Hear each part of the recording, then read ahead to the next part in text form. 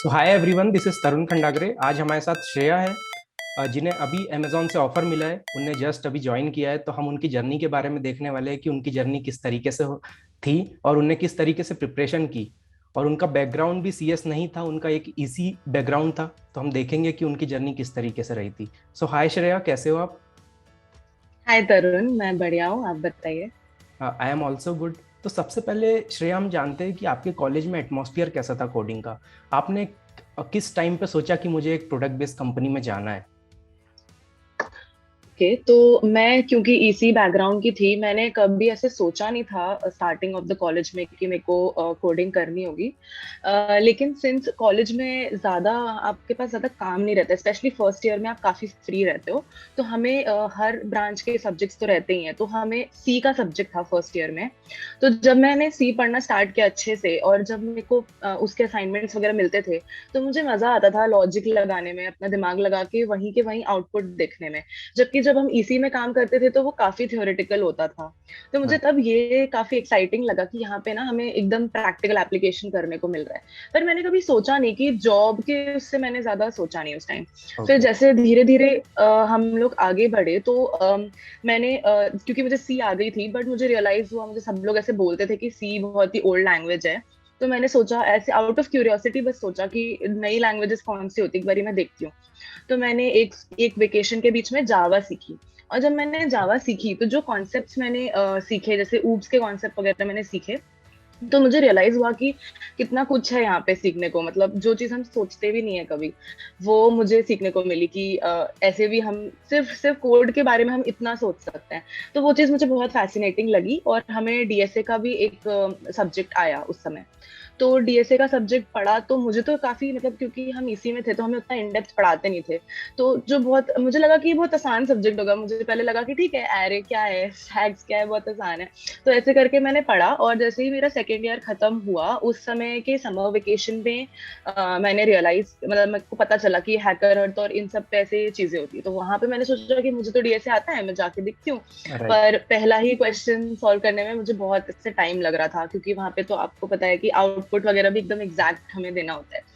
तो तब मुझे लगा कि मुझसे नहीं हो पाएगी ये चीज, मतलब मुझे लगा कि ये शायद पॉसिबल नहीं है, मुझे इसी में ही जाना चाहिए, बहुत टफ होगा।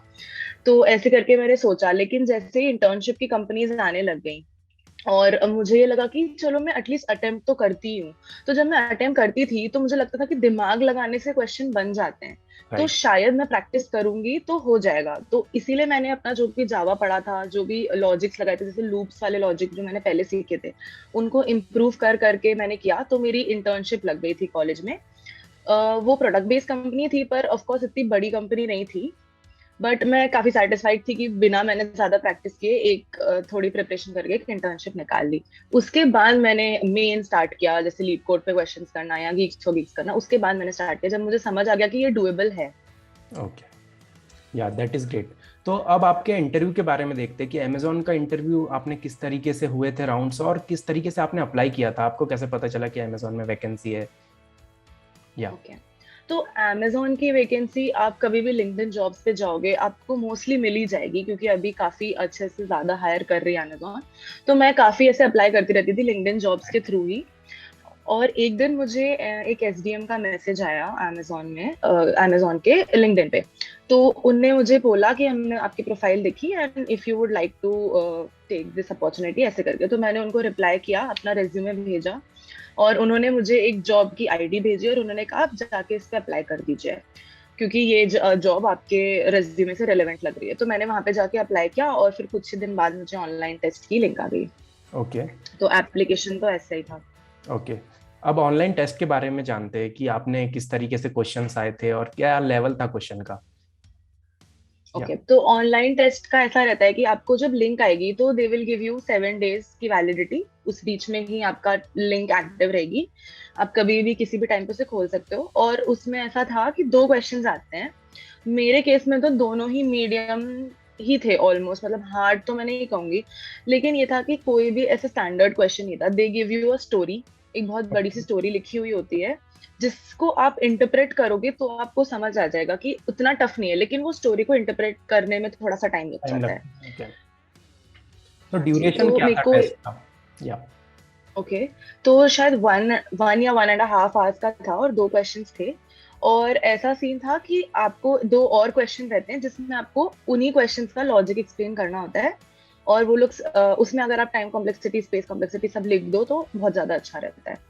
Okay, that is great. तो इस तरीके से आपका टेस्ट क्लियर हो गया था, वो आपने दोनों ही क्वेश्चन बना लिए होंगे, तो आपका टेस्ट क्लियर हो हाँ गया। जी। या हाँ जी, फिर वहीं पे आप टेस्ट केसेस आ जाते हैं, तो सारे अगर आपके पास हो गए तो यू कैन बी श्योर कि पास हो गए। ओके, फिर आपको मेल का रिप्लाई या एचआर से कॉल कितने दिन बाद आया था? आपके इंटरव्यू कितने दिन बाद ही स्टार्ट हुए थे? ओके, तो मैंने फेब्रवरी एंड में दिया था ऑनलाइन टेस्ट, और मुझे अराउंड 5-6 दिन बाद ही मेरे को रिप्लाई आ गया था कि आपने राउंड क्लियर कर लिया है। और उस मेल के 7 दिन बाद मेरा इंटरव्यू शेड्यूल था। तो ओके। ये पूरे मतलब ऑलमोस्ट 10 डेज या 10 या 15 डेज के बीच में मेरा नेक्स्ट राउंड आ चुका था इंटरव्यू का। ओके, ऐसा था। सो आपके पहले इंटरव्यू राउंड में किस तरीके से क्या हुआ था, किस तरीके से आपका एक्सपीरियंस रहा? ओके, तो जैसा मैंने नोटिस किया, फर्स्ट राउंड सबसे इजीएस्ट होता है। तो वो शायद SD1 या SD2 ही लेते हैं आपका फर्स्ट राउंड। मेरा किसी SD1 ने ही लिया था। और काफी फ्रेंडली से थे वो। उन्होंने पहले इंट्रोडक्शन पूछा। मैंने ये नोटिस किया कि हर राउंड में वो लोग थोड़े से आपके लीडरशिप प्रिंसिपल्स निकलवाने की कोशिश करते हैं। वो आपके एक्सपीरियंस और ये सब के बारे में काफी पूछते हैं। आपके इंस्टेंस पूछते हैं, रियल लाइफ इंस्टेंस। तो थोड़ा देर उसमें जाता है। उसके बाद उन्होंने वैसे ही बेसिक 2 DSA बेस्ड क्वेश्चन मुझसे पूछे।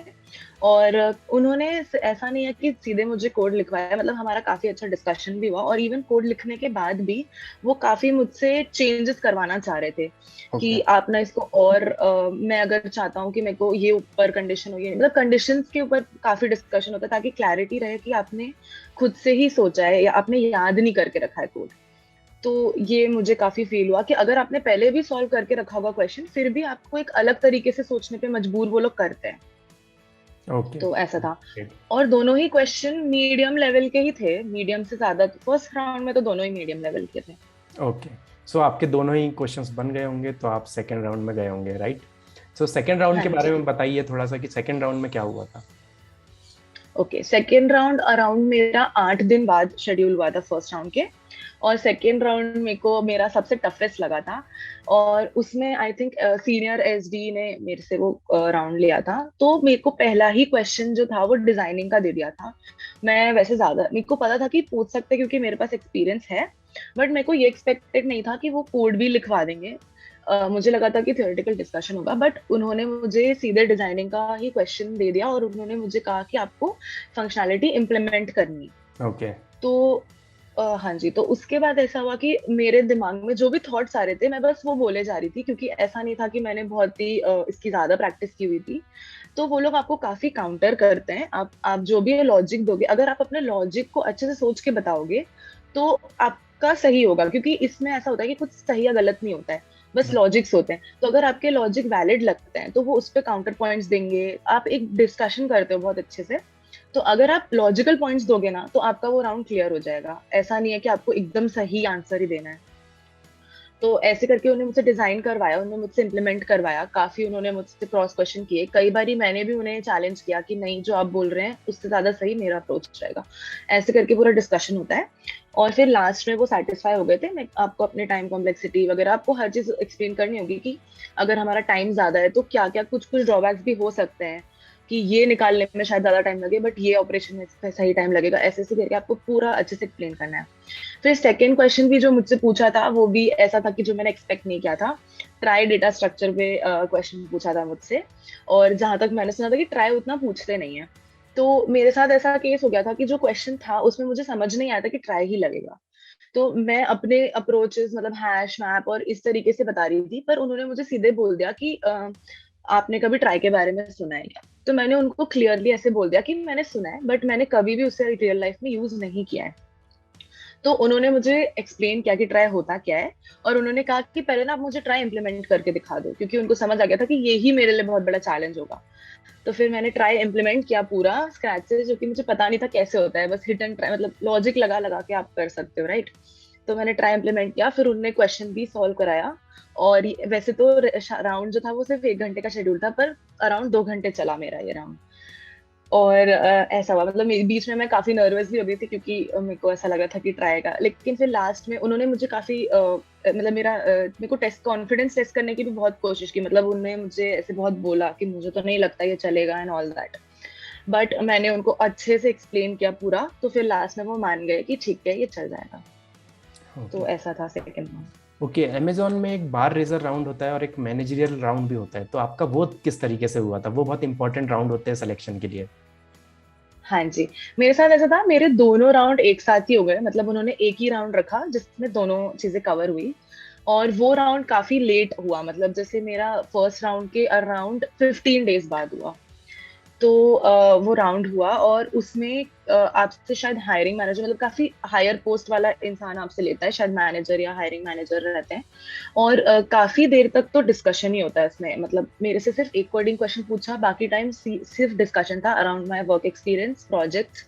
और इस तरीके के क्वेश्चंस पूछते हैं, जैसे कि आप किसी टेक्नोलॉजी को चूज करने के लिए आप क्या मेथोलॉजी यूज करते हो, आप क्या क्या चीजें दिमाग में रखते हो, इस टाइप के बेसिक आपकी अंडरस्टैंडिंग पूछी जाती है। टेक को लेके आप कितने फेमिलियर हो।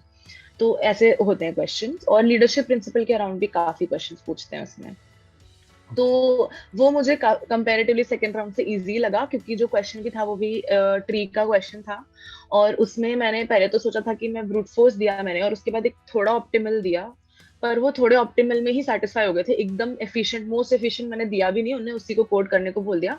हालांकि वो चेंजेस उसमें भी कराते हैं, क्योंकि वो चाहते हैं कि वो समझें कि आपने एक एक लाइन का आपको मतलब बताओ। तो वो काफी मेरे को चेंजेस करा रहे थे कि ऐसा कर दे तो वैसा कर दे तो ऐसा करके। तो अंडरस्टैंडिंग होनी बहुत जरूरी है, भले ही आपने क्वेश्चन पहले किया हो या नहीं किया हो। तो ऐसा हुआ। और उसके बाद अच्छे से, मतलब लास्ट लास्ट में हाँ, और एक और ये चीज हुई कि हमेशा आपसे लास्ट में पूछते हैं कि do you have any more questions. तो मैंने हमेशा उनसे अच्छे क्वेश्चंस पूछे, और उन क्वेश्चंस पे भी हमारा डिस्कशन हुआ।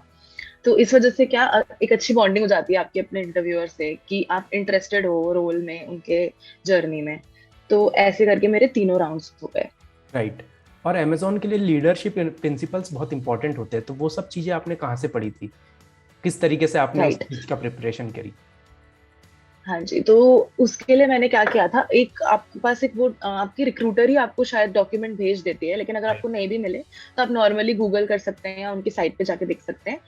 अराउंड 14 प्रिंसिपल होते हैं, आप उनको एक बार ही रीड कर लो। ऐसे कुछ मतलब आप जनरली वो सोचते ही हो वैसी चीजें, लेकिन अगर आप रीड कर लोगे तो आपको लगेगा कि ठीक है, दिमाग में अच्छे से बैठ गए। उसके बाद आप क्या करिए, कुछ बेसिक जो क्वेश्चंस होते हैं चार के, जैसे कि आपकी वीकनेस, स्ट्रेंथ, या आपके चैलेंज, या आपका सबसे बड़ा कंट्रीब्यूशन क्या है प्रोजेक्ट में, ऐसे जो बेसिक बेसिक क्वेश्चंस होते हैं, वो आप एक जगह जॉट डाउन कर लो, और उनके अराउंड ना एक स्टोरी बना लो अपनी। आपकी लाइफ में और ऑफ कोर्स होंगे उससे रिलेटेड इंसिडेंट्स, पर वो सही समय पे कभी कभी याद नहीं आते। राइट। तो मेरे को यही था कि मैं हर उसके लिए एक इंसिडेंट लिख लूं कि ये है, ऐसा कुछ हुआ था मेरे पास्ट में। और ट्राई करो कि अपनी हर स्टोरी को किसी ना किसी लीडरशिप प्रिंसिपल से अलाइन कर दो। अगर आपने बहुत जल्दी काम किया है, क्योंकि आप चाहते थे कि आपका मैनेजर जो डेडलाइन दे रहा है उससे बेटर मैं करूं, तो आप वो वाला प्रिंसिपल अप्लाई कर सकते हो कि डिलीवर द बेस्ट करके एक प्रिंसिपल होता है उनका, कि यस। फास्ट डिलीवरी और कस्टमर ऑब्सेशन और always strives to be the best, ऐसे करके उनके प्रिंसिपल्स हैं। तो किसी ना किसी को उसमें फिट करने की कोशिश करो, और don't try to use the exact words, ताकि उनको ऐसा ना लगे कि आपने पहले से प्रिपेयर किया है, but try to go in that direction. Right. तो आपने प्रोडक्ट बेस में जाने का कब सोचा था? एक्चुअली स्टूडेंट को बहुत डाउट होता है कि डीएसए कितने टाइम में स्टार्ट करना चाहिए।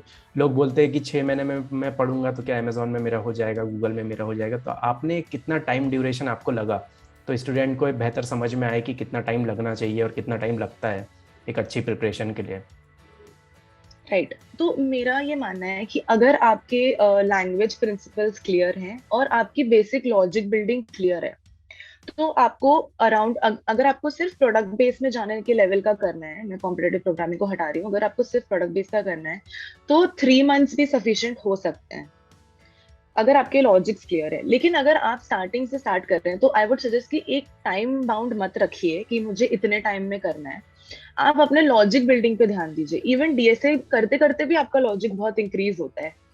तो ऐसा टाइम बाउंडेशन ना रखिए। लेकिन अगर आप ऑलरेडी डीएसए पास में पढ़ चुके हैं और अगर आप स्विच करने वाले हैं and you just want to go to a good company switch करते हुए, तो आप 2 से 3 महीने में आराम से कर सकते हैं। राइट। मेरे साथ ऐसा था कि मैंने कॉलेज डेज में अपने लॉजिक बहुत अच्छे से बिल्ड कर लिए थे, हालांकि मैंने उतनी प्रैक्टिस नहीं की थी, तो अराउंड 2 to 3 months में मैं उतनी प्रैक्टिस कर पाई कि मैं कॉन्फिडेंट हो पाई। Okay, that is great. और आपने क्या क्या रिसोर्स फॉलो करे थे? स्टूडेंट को जानना है कि यार आपने कौन कौन से रिसोर्सेज फॉलो करे थे, तो आप थोड़े रिसोर्सेज के नाम दे दो जिससे स्टूडेंट भी वो चीज़ ट्राई करे। राइट तो मेरे साथ ऐसा सीन था, लैंग्वेज प्रिंसिपल्स के लिए मैं कहूंगी आप कोई भी रिसोर्स फॉलो करो। आप डॉक्यूमेंटेशन भी फॉलो कर सकते हो, आप सब जगह जो थ्योरी होती है वो तो सेम होती है, राइट। राइट। तो आप थ्योरी पूरी पढ़ लो, लेकिन अगर आप एकदम स्टार्टिंग से स्टार्ट करो तो आई वुड सजेस्ट आप सबसे पहले लूप्स समझो। मतलब लूप्स में हर वेरिएबल का क्या सिग्निफिकेंस है, वो जो स्टार वाले क्वेश्चन होते हैं वो करके देखो। उससे आपके लॉजिक बहुत अच्छे से क्लियर हो जाएंगे। इसके लिए आपको कोई स्पेसिफिक रिसोर्स करने की जरूरत नहीं है, बस बहुत सारे पैटर्न प्रिंट करने की कोशिश करिए। आपको शायद लेटेस्ट सी में भी मिल जाएंगे वैसे पैटर्न्स, मैंने तो वहीं से किए थे। जैसे वो डायमंड प्रिंट करना, ट्राइंगल, ऐसे करके करोगे ना आपका लूप्स का अंडरस्टैंडिंग क्लियर हो जाएगा अगर आप से स्टार्ट करो। उसके बाद ऊप्स वगैरह पढ़ लो। ऊप्स के लिए भी बहुत सारी वेबसाइट्स होती है, ऑब्जेक्ट ओरिएंटेड डिजाइन करके एक वेबसाइट होती है जहां से मैंने पढ़ा था। बाकी जावा ट्यूटोरियल्स वाली वेबसाइट्स वगैरह पे भी आप पढ़ सकते हो, और उनको समझो। प्रैक्टिस से ज्यादा ये सारी चीजें समझने की हैं ऊप्स वाली। तो अगर आपको ये सब आ गया है, अब आपको डीएसए पे मूव करना है, तो अगर आप स्टार्ट कर रहे हो तो हैकर रैंक और हैकर अर्थ स्टार्टिंग पॉइंट के लिए अच्छी रहती है। इवन गीक्स फॉर गीक्स भी बहुत अच्छी रहती है। वहां पे इजी लेवल के आपको क्वेश्चंस मिल जाएंगे, और आप पहले बस उनसे फेमिलियर होना सीखो कि मैं सही आउटपुट कैसे लाऊं, बस इस पे अपना ध्यान रखिए। जैसे ही अगर आप इस लेवल को आप पार करते हैं और आप मीडियम पे आते हैं, तो आप थ्योरी पढ़ना स्टार्ट करिए डीएसए की। जैसे एरे की तो वैसे उतनी थ्योरी नहीं होती, बट जैसे ट्रीज वगैरह हो गए उनकी थ्योरी होती है। तो जैसे मैं तो ईसी की थी, तो मेरे को तो सब कुछ यूट्यूब से ही पढ़ा है मैंने, सारी थ्योरी। आजकल तो काफी अच्छे अच्छे चैनल्स आ गए हैं, लेकिन जब मैं कॉलेज डेज में थी तब उतने नहीं थे चैनल्स। तो मैं तो यही करती थी कि टॉपिक सर्च करो, और माई कोड स्कूल करके एक चैनल था, वहां पे एकदम थ्योरी पढ़ ली। या अब्दुल जो चैनल है उसमें राइट। मैंने थ्योरी पढ़ ली एकदम फंडामेंटली। और उसके बाद आप क्या बोलते हैं, उसके इजी क्वेश्चंस करिए सबसे पहले, कि आप एकदम नॉर्मल ट्रैवर्सल कर पा रहे हैं कि नहीं। और मेरे हिसाब से प्रैक्टिस ज्यादा जरूरी है। कई बार ऐसा होता है, जैसे मेरे साथ भी होता था कि मैं जैसे मान लो लेवल ऑर्डर ट्रैवर्सल का वीडियो देख रही हूँ, मुझे लग रहा है कि हाँ बहुत ठीक है, हो आ जाएगा। गया है, लेकिन जब आप समझ गया। इम्प्लीमेंट करने जाते हैं तो आपको काफी चैलेंजेस फेस करते हो आप। तब राइट। आपको एकदम छोटी छोटी चीजें समझ में आती है कि पहले जाने का क्या मतलब है, लास्ट में क्या होता है, एकदम फ्लो आप समझते हैं। और एक और चीज ये कि आप कभी भी क्वेश्चन को देखें, आप अगर अपने कॉपी में एक बार इम्प्लीमेंट करके देखिए कि आपका जो लॉजिक है उसको ड्राई रन करके जरूर देखिए। एक एक एलिमेंट पे वो रन करके जरूर देखिए, क्योंकि कई बार आपको लगता है कि ये तो आसानी से हो जाएगा, लेकिन फिर आप जब सबमिट करते हैं तो रॉन्ग आंसर आता है, तो उससे बहुत फ्रस्ट्रेशन होती है। तो पहले ही अगर आप कॉपी पेन में करके देखेंगे तो बहुत आपको लगेगा कि आपको एकदम समझ आ रहा है स्टेप बाय स्टेप। तो फ्रस्ट्रेशन नहीं होगी, क्योंकि आई थिंक हर स्टूडेंट की जर्नी में फ्रस्ट्रेशन तो बहुत रहती है कोडिंग राइट। के क्योंकि बहुत सारे एरर्स आते हैं। स्टार्टिंग में ये भी होता है कि जो एरर आता है आपको समझ में भी नहीं आता कि ये क्यों आ रहा है, क्यों आ रहा है? राइट।